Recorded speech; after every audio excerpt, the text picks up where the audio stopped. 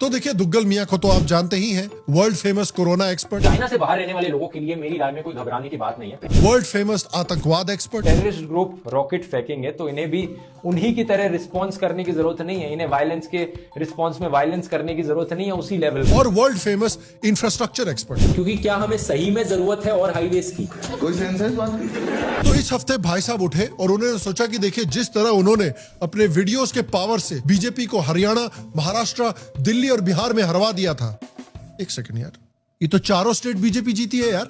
Anyway, फिर उन्होंने decide किया कि देखिए, धुरंधर ऑलरेडी अब 800 करोड़ कमा चुकी है, अब इस फिल्म को डिस्ट्रॉय करते हैं। और बिल्कुल वैसे ही जैसे इन चारों स्टेट इलेक्शंस में हुआ था, इनकी धुरंधर पे वीडियो निकलते ही अपने ही फैन बेस से ये रोस्ट हो रहे हैं। सारा इफेक्ट उल्टा पड़ गया। ध्रुव भाई आपका वीडियो देखा, अभी आंखें खोल दी आपने भाई। चौथी बार जा रहा हूँ और मुझे लगता है कि हम सबको जाना चाहिए। आपने जो बोला ना, कसम से, अल्लाह कसम।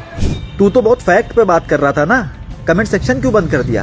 तेरे पड़ोसी की बारात निकल रही है उधर से। तो भाई आपने वीडियो तो बना दी, लेकिन फिल्म ने 740 करोड़ कमा लिए। आपका गारंटीड मेल्टडाउन तो सिर्फ आपके कमेंट सेक्शन में ही दिख रहा है। अगर आप अभी तक अनजान है कि क्या हो रहा है इनके साथ, तो ये मीम आपको समझा देगा। आप यहाँ आ जाए।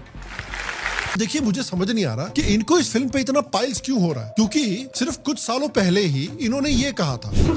पद्मावती मूवी को अपोज करने वाले लोग कहते हैं कि भाई हमारी हिस्ट्री बिगड़ रही है इस मूवी की वजह से।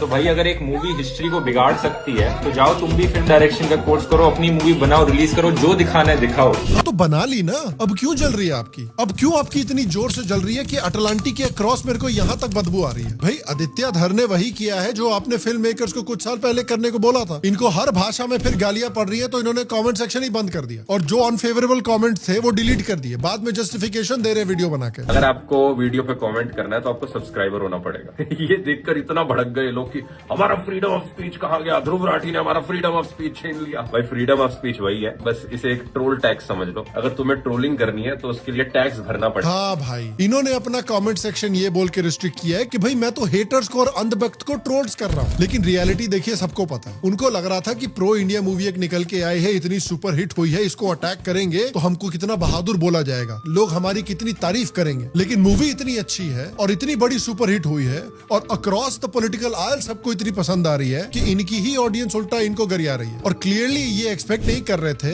कि इनकी ही ऑडियंस इनको रोस्ट कर देगी। इसीलिए इन्होंने रिस्ट्रिक्ट कर दिए कमेंट्स, अनफेवरेबल कमेंट्स डिलीट कर दिए और उठ के भाग गए। जो ट्रोलिंग इनकी हो रही है वो इन्हीं के करतूतों की वजह से हो रही है।